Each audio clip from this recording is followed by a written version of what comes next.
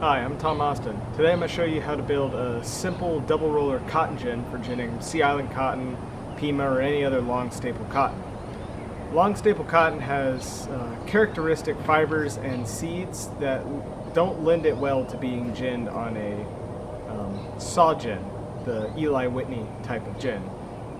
They require a more primitive and simpler to build gin called a double roller gin, which essentially is just two rollers that pinch the lint and pull it off of the seed. And because the lint on Sea Island cotton adheres much less strongly to the seed, this works perfectly well for them. Upland cotton lint adheres much more strongly to the seed coat, and it also emerges from the entirety of the seed coat, so it needs to be ginned on a saw gin, and that's much more efficient. However, long staple cotton has a much longer staple, and the staple is often damaged by ginning on a saw gin, and it's just much more efficient to use a roller gin, especially at a smaller scale. I've been unable to find practically any information on how to build a roller gin, so I've been sort of reverse engineering it myself, and I've come up with a rather simple and straightforward way to make a roller gin for anyone who needs to gin long staple cotton. So today I'm going to be presenting to you a how-to video on how to build a double roller cotton gin for small scale long staple cotton ginning. First things first, the materials you're going to need are at least 6 foot of 2x4, at least 4 foot of 1 1/4 inch dowel rod, some small twine or rope, paracord will work, and a box of 3-inch wood screws, size 8 or size 10, doesn't really matter. Alright, these are the tools you're going to need. You're going to need a drill of some sort, an 1/8 inch bit to accompany it. It doesn't have to be a 6-inch bit, but 3.5 will do just fine. That's 3.5 inches a usable drill bit. A bit to accompany your screws. This is a Phillips head because these are Phillips head. Set of clamps. These are optional, but they'll make your life easier. Tape measure. Speed square, once again optional, but it'll make your life a million times easier. Pencil and table saw. You'll also need a miter saw. That's inside. I didn't want to drag it out here. You don't necessarily need the miter saw or the table saw. You can use a hand miter saw, just hand saw of some sort if you want to cut the wood. Miter saw will make your life a million times easier. Now you don't necessarily need the table saw, but it does make your life easier, and the instructions I have below in the description, the PDF blueprint I have, tells you how to do this with the table saw. However, you can use a 1 1/4 inch hole saw bit in order to make the supports for the gin, but for the main bulk of this video I'm going to be working with the table saw method because that's what I find easier, and I have a table saw, so why not? And of course, before you do any work with rotating high-speed blades, you're going to need eye protection and ear protection. Trust me, there's nothing worse than getting a sawdust in your eye, and you don't want tinnitus. I'm already getting some, and I'm 25 and I wear ear protection all the time. You don't want to be screaming at your grandkids. Wear Ear Pro. So the first thing we're going to do is we're going to cut our dowel rod into the necessary lengths. We're going to cut 2 18-inch sections and 2 6-inch sections. None of these are really dimension critical, but I would try and keep the 18-inch sections to the same length. And the 6-inch sections, those can be 4, 5, or 6 inches. They just have to be the width of your hand. The width of my hand is 4 inches, 5 inches is good. These are going to be your handles. I'm going with 6 because you take 18, 18, 2 6s, that gives you 4 foot, and then you lose about a 1/2 inch for all the kerfs. Speaking of which, anybody who has not done woodworking before, if you're working with a limited amount of wood and you're trying to keep dimension critical parts, what you want to do is measure your first cut, measure your next cut, measure your next cut, and so on and so forth until you're done with the board. Because if you measure everything at once and then cut, you're going to lose a 1/16 of an inch to an 1/8 of an inch every time you cut, because the width of the blade is an 1/8 of an inch. So you're losing an 1/8 of an inch of wood every single time. So if you measure after each cut, and if you cut on the outside of the line each time, you don't lose any dimension on the piece of wood you just cut. You want to be careful with that every single time, because otherwise you'll end up with boards that are not quite the right size and your dimensions won't be right, and it'll mess up all your tolerances. So just be mindful of that. So this first one is 18 inches.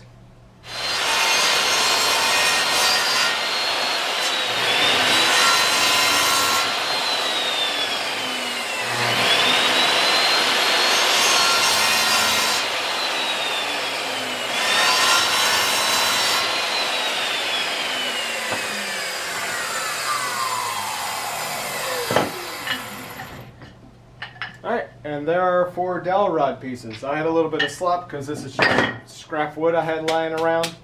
But if you have a 4-foot piece, you should have no slop. And you should just end up with 2 pieces at the very end, and you should just measure it and then cut it right in the middle. It doesn't really matter how exact they are. So the next thing you're going to do is you're going to cut your 2x4 to lengths. You're going to need 2 12-inch boards, 2 10-inch boards, and 2 14-inch boards. And the last one of those 14-inch boards is going to be a relief board. That's what I was talking about before with the kerfs. All of your cuts are going to add up together and be removed from that last 14-inch board because that board has no dimension critical components to it. It just needs to be a rough length. So that's going to be the slot board where all of the tolerances get taken out. I just stopped by the hardware store and picked up this because I didn't have any 2x4s long enough lying around. And I believe this is a 8.5-inch board, so I've got plenty of slop. They didn't sell 6-foot boards. But if you've got an exact 6-foot board, that's where your slop's going to be taken out. If you don't, then don't worry about it. Just cut it to 14 inches.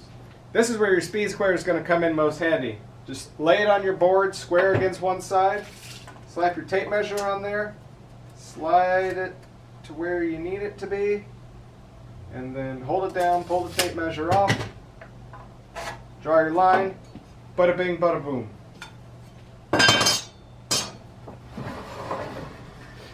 Once again, you want to line this up so that the back side of the blade is just touching the inside of the line.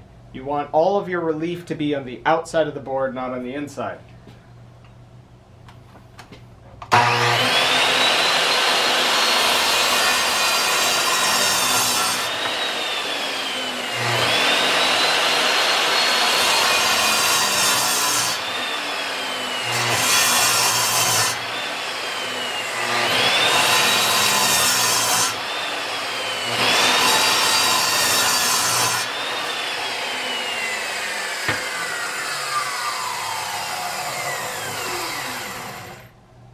Alright, now that the last cut has been made, we have all 6 of our boards, 2 12s, 2 10s, 2 14s. Next step is going to be ripping these 12-inch boards and one of these 14-inch boards in order to give us some necessary smaller dimension wood pieces. Alright, so now we're going to start ripping on the table saw. And the first measurement you're going to do is you're going to want to make sure that your blade is, of course, tall enough to cut through a 2x4. And mine is currently not, so I'm going to raise that up. So that my blade height is correctly set, I'm going to set my blade depth, if you will. And we want this to be exactly an inch on the inside of the blade.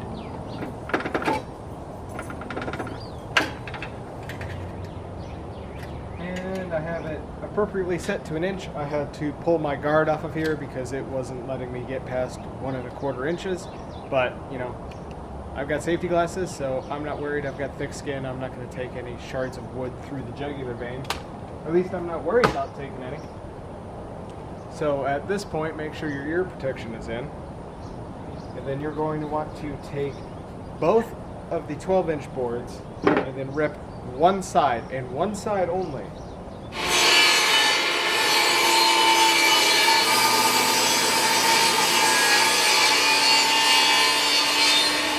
Alrighty, now we have both of these cut. Don't lose these, you're going to keep using them. And now what you're going to want to do is you're going to want to set this blade to 1 1/4. And this is the absolute most critical dimension of the whole thing. So try and set it to 1 1/4 plus a 32nd or plus a 16th, something like that. If you're going to get any dimension right in this entire project, this is the one you have to get right.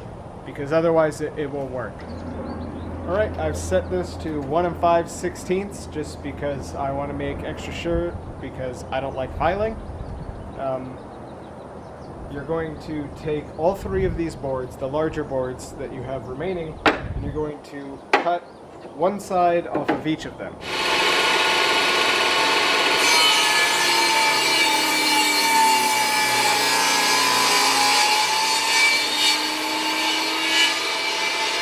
Now I have all of my rips cut, and I also have one deaf dog, but I'm not going to let that stop me. So next step we're going to have to do is drill a hole in this and cut that in half, and I believe we will need to cut these as well.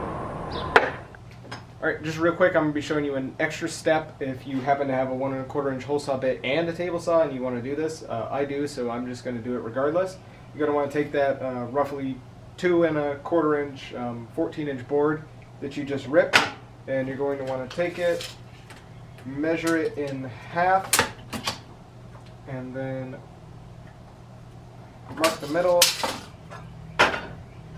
square it up, and then once you have it squared up, mark the middle of that.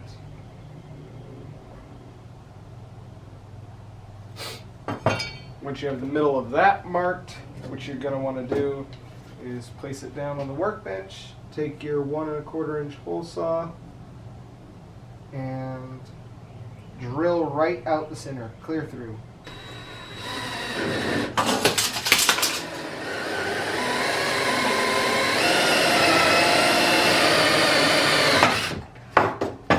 There we go, easy as pie.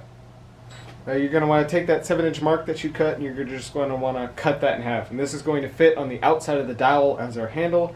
If you are electing not to drill out this center hole, then you're just going to take this and bolt it to the end of the handle. Otherwise, you're going to take this and you're going to set it at the bottom of the handle and you're going to drill through it.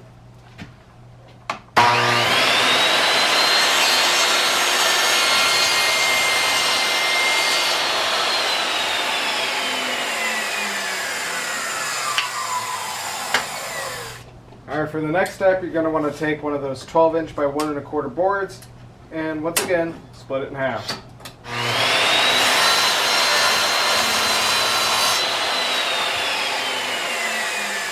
As I said before, now we are assembling the supports. Make sure you put these in correctly. You want this to be facing here, the wider 1 1/2 inch side, not the other way around, otherwise you will end up with a whole mess of slop. And this is where your clamps are going to come in handy. You're going to want to take your clamp,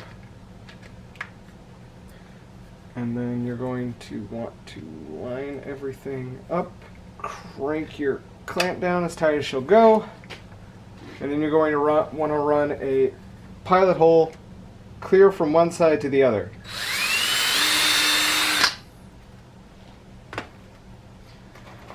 Once you have your pilot drilled, you're going to want to add 1 screw all the way through.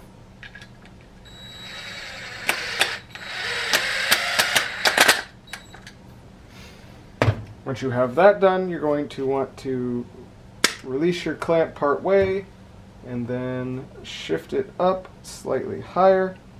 And it's better if they're square up here than down here. And once more, same as before, pilot drill, plumb through.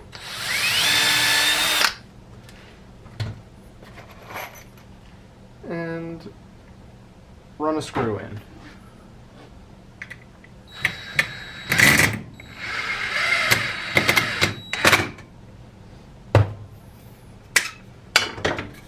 Bam! As you can see, 1 1/4 inch goes in there. It's a bit snug, but we can sand that to fit. Now, do what you just did once more with your other set. So the next step we're working on is we're going to be assembling the gin. What you're going to want are the supports you just made. If you've got a short and a long side like I do, you're going to want to make sure you line those up correctly. And you're going to want to take your 14-inch board, set your 10-inch board, on top of it, and then set a support on either side. None of this has to be even, except these two slots have to line up with each other. That's the only part that matters. Also, it helps to have one of your rollers on hand so that you can use that for alignment. But you're going to want to take this, square it up, square enough, and drill plumb through it twice.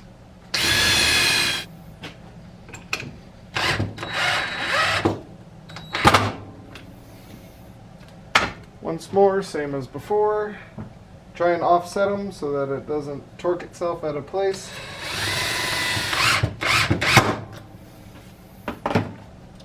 Now that we've got that done, and get one side drilled, you're going to want to do 2 screws per side. Just get the first one in first and then worry about the rest.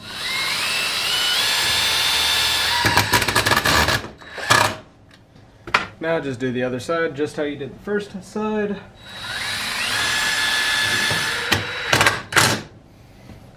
And here we have the supports assembled. As you can see, this is free rolling for the most part, and this is just a kickboard. You can mount this to whatever you want. Keeps it from tipping over while you're working on it. So the next step is going to be putting in the roller stack. So for the roller stack, you're going to want to take that 1 1/4 inch board you cut, slide her in here, drop in your rollers. Now we're going to add the top board. You're going to want to get that square to the top. You do not want this sitting on top of the rollers. There's going to be necessary slop down here that this crossboard is going to take up. So just as you have already before, just pilot drill a hole in each one of these columns and then run a screw through.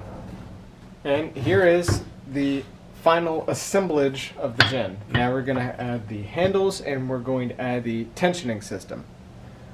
Alright, now we're going to work on the handles. So take the boards that you cut the hole in the bottom of before. If you didn't cut a hole in the bottom of them, still get them anyway, and get your little handle sections. And what you're going to want to do is you're just going to want to take this, snug it up and flush with the bottom of your roller, just like that. And you're going to want to drill a hole straight through this and then straight through the handle. And then you're going to want to run a screw right through the middle of that.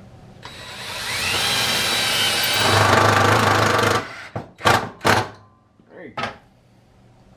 There, easy as pie. Now just do that one more time for the second roller.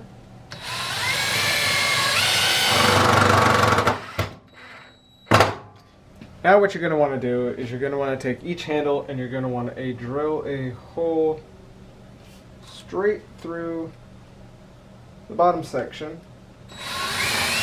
Then you're going to want to put your handle right about center, hold it as square as you can make it, and then drill a hole in it.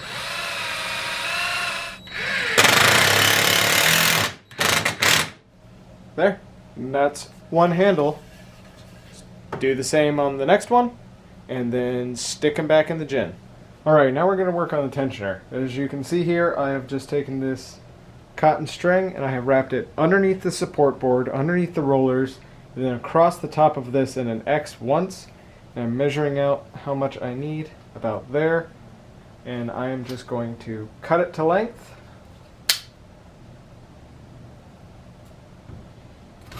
Now, what you want to do is undo this X. You don't need it. That was just there for measurement purposes. And you're going to want to come up here and tie this in a knot. Don't tie it too tight because you want to be able to pull these up here. So lift this up here, say place your finger under it, and then work out how tight you want this to be. So right about there looks good. So I am just going to tie a surgeon's knot, sorta. Yep. Pick this up and that raises the tension on the rollers. What you're going to want to do is start wrapping this. Well, actually, first things first, you're going to want to offset this just a little bit so that this knot is down here out of the center. You're going to want to pick up And you're going to want to start wrapping this. Once you get it rather tight, find something, a little piece of wood, a stick, a pencil, anything you can think of, and jam it between these two lines. Now get this as tight as you can get it. Don't force it. If it gets to the point where you don't quite think you can do it again, because you will break this line, but just get it as tight as you can easily. And then to test, grab the bottom roller and pull it down.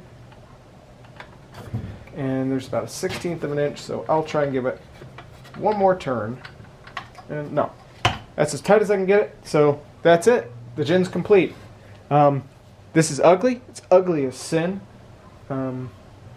But it will gin cotton. And this is a 2-hand crank design, which I do not like. However, these are dirt simple to make. And I don't have any cotton on hand, otherwise I would demonstrate it for you. But that's it. That's a cotton gin. I hope you enjoyed the video. I hope it helped you if you are an aspiring long staple cotton farmer and you needed some way to get the white stuff off of the black stuff.